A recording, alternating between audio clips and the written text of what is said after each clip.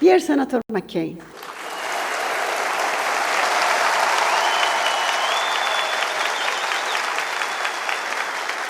it's a great pleasure for me to welcome you here among members of the Mujahideen Khalq.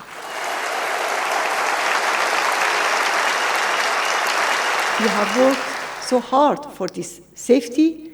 3 years ago, you said, I promise I will never give up until everyone in Camp Ashraf and Liberty are free to go wherever they want. You truly upheld your promise. The relocation of PMOI members was a great achievement.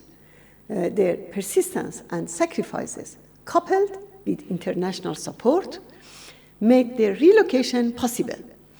During the 2009 uprisings in Iran, while the Iranian people's desire for freedom and democracy was brutally suppressed, the US government, unfortunately, remained silent. But the Iranian people have not given up their desire for change and will never do. We are more determined than ever to establish freedom and democracy in Iran. As the regime is engulfed in deepening crisis, we are closer than ever to achieving our goal.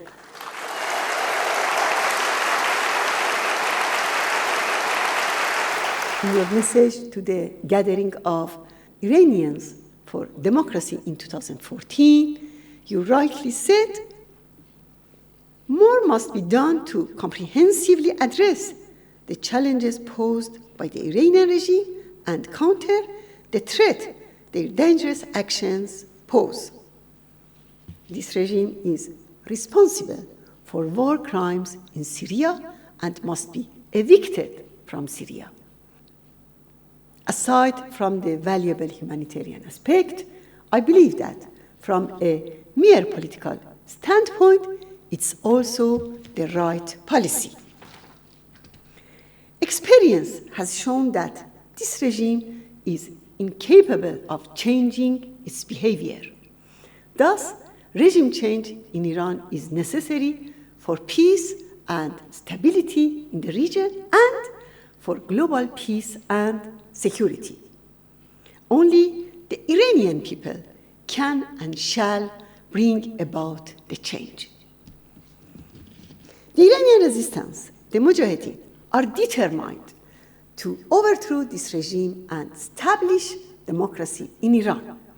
They have been struggling for 52 years to realize this cause, and they will carry it on to the end.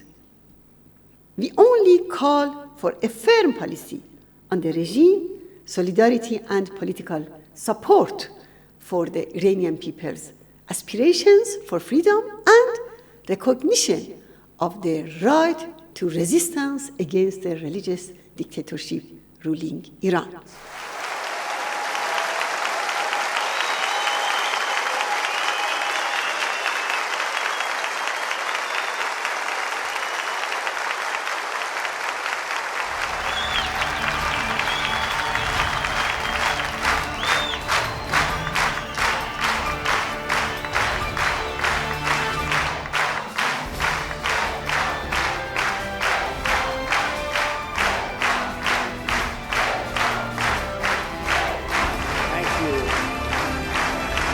Thank you. Thank you all. Thank you for this wonderful, wonderful reception. I cannot tell you how grateful I am, and frankly, how happy I am that you are here and not in Iraq.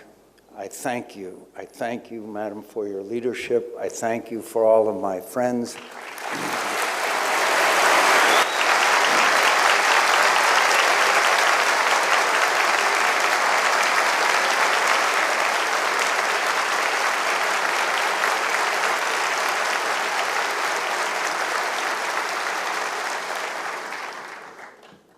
It goes without saying that we live in a very dangerous world.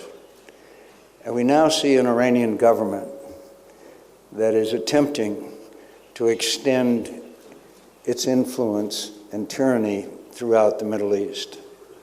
It is a fact that Bashar Assad would not be in power today if it had not been for the Iranian Revolutionary Guard and the Iranian help and Hezbollah that came into Syria when Bashar Assad was about to fall. There's no doubt that the people in this room have suffered not only themselves, but in the loss of their loved ones because of the Iranian tyranny. And I express my condolences to everyone in this room who has lost a loved one as a result of Iranian tyranny and terrorism. So I am greatly moved by this reception. And I know that we have a long way to go. This is the first step. This is an example of the support that you were able to get in the United States of America, in the world, to get you to freedom. And I will never forget the effort that has been made by so many Americans. They've joined you in Paris time after time. And it's been a wonderful outpouring of concern and care and love for people who deserve better than what they had. I thank you for being an example to the whole world, that those people who are willing to fight and sacrifice for freedom will achieve it. And you are an example to everyone in the world that's struggling for it.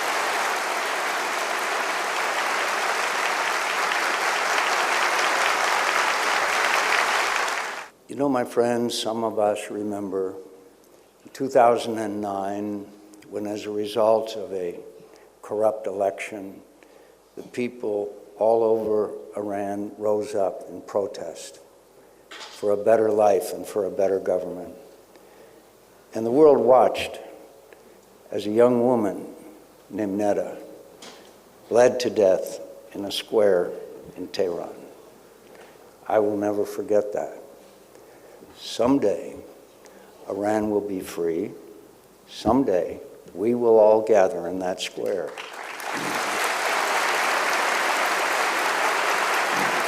Someday, we will gather to dedicate a statue of that young woman who is the symbol of the fight against Iranian tyranny. So, it's hard for me to express to you my gratitude to you. You have expressed your gratitude to me, which has been deeply moving. But you have stood up and fought and sacrificed for freedom, for the right to live free, for the right to determine your own future, for the right that is God-given.